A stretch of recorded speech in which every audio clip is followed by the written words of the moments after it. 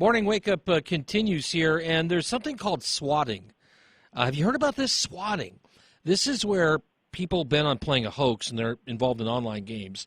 They use, it's high tech now, they use proxy servers, stand-in servers and other tools that disguise identity online to anonymously threaten schools or in phone messages with electronic voices to trigger a big police response. I guess after things like Columbine and Sandy Hook, we're sensitive to this now, and it gets the SWAT teams coming out in force. So this happened recently in Colorado, in Utah, in Delaware, Minnesota, New Hampshire, Wisconsin, you name it. So what's the answer to this? How do you prevent this? And I guess why is this so popular now? Let's visit this morning with a cybersecurity expert back on our show, director of the Institute for Homeland Security, Cybercrime, and International Criminal Justice Studies at Tarleton State, Chris Copeland. Chris, good morning. Good morning, Mark. Hey, yeah, appreciate you being here. So how new is swatting? Is this a real recent phenomenon? No, unfortunately, it's about 10 years old. I remember the first rounds of swatting happening in 2006, 2008, somewhere around that line. That's the first time that people ever actually started reporting it or talking about it on various internet chat boards. So is this a group of people decide when they're going to hit, who they're going to hit, and then is this just basically for online kicks? So it started out as it's called trolling. Basically it's for online kicks and laughs. If it's a group of people, it's very easy to coordinate, but more than likely it's single people. The stuff we saw about a week ago, where I think it was 13 states overall were affected, and Great Britain was affected, that certainly could be a lot more coordinated. It's very easy to coordinate this, various chat boards, internet chat rooms, chat channels. It's very easy to coordinate because the software is very easy to download and get a hold of. So, the stand-in server here, the identity disguising portion of it. So explain what that is for listeners. So there's several ways to disguise identity. One of the ways that you can disguise your identity is by using what's called a proxy server. And a proxy just means stand-in. So instead of using your own IP address that comes from your cable modem or your DSL or your line or even your cell, I guess, you're using an IP address of a server somewhere else in the world. It doesn't have to be in a foreign country. It doesn't have to be in the United States. It can be just anywhere else in the world. And proxy servers are available quite easily. Even some are free. So you basically log into the proxy server first, and then you make your phone call, which disguises both your IP address and possibly your phone number, depending on the software that you're using. All right. So it's very, very easy to hide your identity that way. Yeah, so the idea that you pick up a phone, for even a landline phone, you dial a number, you call in a prank call about an emergency, the idea that, they'll track me down, you're just not doing it right. The way these guys are doing it it's wrong, but it's the right way because they're pretty much invisible then, aren't they? Unfortunately, yes. Right. The FBI is able to track some of this, but they have the resources that most police agencies do not. All right. So when this engenders a response, which it does, that in itself can be a dangerous thing because police don't know what they're going to encounter. Is it the real deal? Is it something like this? And I guess if you cry wolf a few times with these type of things, that in itself could be dangerous too. So, there certainly is the option. You're absolutely right. Police don't know what they're walking into, but it's not just police. It's fire and EMT. If it's something like a bomb threat, right, they're going to have fire and EMT out there.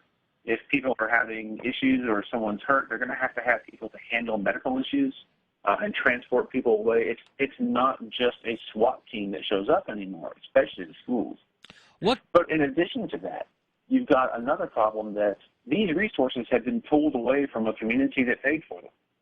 And so you have resources that have been diverted from normal things like auto accidents, and house fires, and heart attacks, the stuff that happens every day. And community resources, I don't know about where you are, but here in Michigan, they're stretched thin. in a lot of areas, funding, et cetera, and having them pulled away for something like this is just as dangerous. I mean, it's dangerous in a variety of different ways. Okay, so how are the good guys out there? I mean, what kind of cyber crime are we talking about? Are there specific things on the books that would make this, it used to be, forever it's been around, that reporting something that doesn't actually exist, a hoax to police, a phone-in is a criminal act, and can be, depending on what happens even further, they can stack on. But what about from the digital end? Is there anything specific now that addresses this? So, in terms of the law itself, yeah, right. There's a number of things. Inciting chaos or inciting mayhem. It depends on the state, ultimately. From the federal level, this, depending on how a prosecutor wants to take it, could fall under the Computer Fraud and Abuse Act. It certainly counts as fraud. It certainly counts as abuse. It could also be taken under various attributes of the Patriot Act. But really what you're doing is your diversion of resources.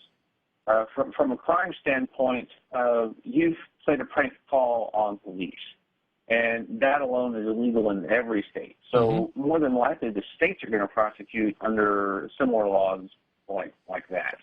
Okay, so that we have things on the book. I mean, if anything, they might be able to double down on some charges, but we already have things that this falls under in most jurisdictions, right? That's correct. Okay. Usually a public safety issue. There's some sort of public safety law that prohibits making prank phone calls to public servants. Chris Copeland, our guest, cybersecurity expert. Chris, are they catching anybody? Any bad guys, whether you call them trolls, whether you call them hoaxers, pranksters, whatever, are there any of them getting caught and getting prosecuted? Some have.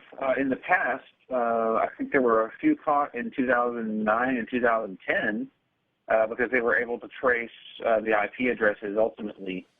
But, if people have set their software up in such a way, or they've set up their resources in such a way, it's going to be very difficult to trace these and prosecute them. Because you have to trace it in such a manner that the evidence you collect is admissible in a court of law. And then you have to have a prosecutor who understands it and is willing to take it to court. See, this is where when I see my, I get the give and take and the back and forth on human nature, good or bad. I see stuff like this and with the internet added into it, and I go, I rest my case. This is not good. There's just nothing good, nothing funny about this. No, there's not. And I think that really is, if it's teenagers, making the end of the year prank or trying to get out of final exams, education and awareness is going to be the only thing that brings it to light. I don't think teenagers that are doing this are wanting to put people in harm's way. I don't think they understand the scope and the ramifications of their actions. Adults who do this, though, that's another story. Adults that do this should be prosecuted to the fullest extent of the law. Cybersecurity expert, director, Institute for Homeland Security, Cybercrime, and International Criminal Justice Studies, Tarleton State. Chris Copeland. Chris, as always, appreciate your expertise on this. Thanks very much. Thank you so much. All right, more ahead, morning wake-up. See, there you go, swatting. You don't want to be a perpetrator of this, and you certainly don't want to be a victim. Cross your fingers. This is 1320 WILS.